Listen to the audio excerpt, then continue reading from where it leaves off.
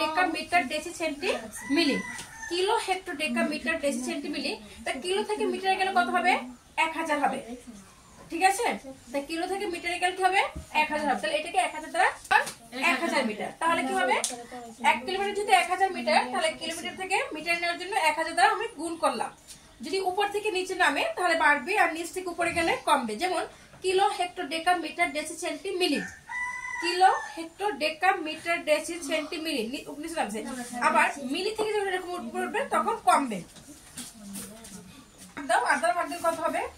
আমরা যদি 8 6 2 5 রেজাল্ট মিলছে, এই তো হয়ে গেল। এবার আমরা আবার দেখি, যদি বলা হয় আরিফ ট্যাক্সিতে কত কিলোমিটার গেল, তাহলে আরিফ ট্যাক্সিতে গিয়েছিল এত কিলোমিটার।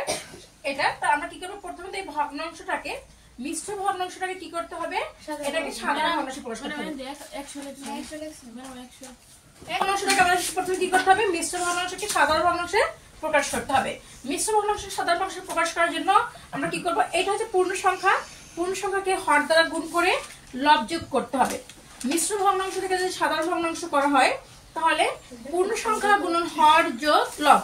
এখানে 7 হচ্ছে পূর্ণ সংখ্যা, গুণন হর হচ্ছে 8 যোগ লব। 7 56 আর 5 61, আর হর তো 8 রয়ে গেল।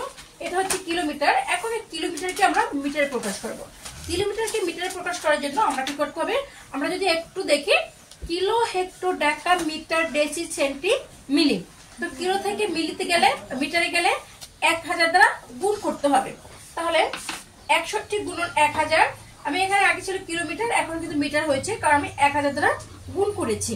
তো এটা গুণ 61 কে 1000 দ্বারা গুণ করলে এই ফলাফলটা আসে, এবং এটাকে যদি আমি 8 দ্বারা ভাগ দিই এটা হবে। তাহলে এটাই হচ্ছে আমার নির্ণয় ফলাফল মিটার। এখন তো সবাই বুঝতে পেরেছো কিনা? যদি না বুঝে থাকে আমি আবারও বলি, যদি এভাবে কোনো সংখ্যাকে বলা হয় কত মিটার বা মিটার প্রকাশ করো, সেন্টিমিটার প্রকাশ করো, অনুরূপ ভাবে যদি এটাকে সেন্টিমিটার প্রকাশ করতে হতো কি হতো? এই 1 কিলোমিটার সমান কত সেন্টিমিটার?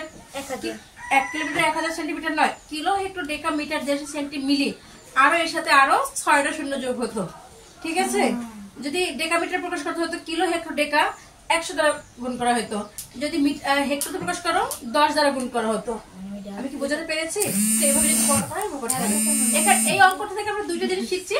একটা হচ্ছে আমরা কিভাবে মিশ্র ভগ্নাংশ সাধারণ ভগ্নাংশ প্রকাশ করি, আর একটা হচ্ছে কিভাবে কিলো হেক্টর ডেকা থেকে প্রকাশ করা হয়। ঠিক আছে, ধন্যবাদ।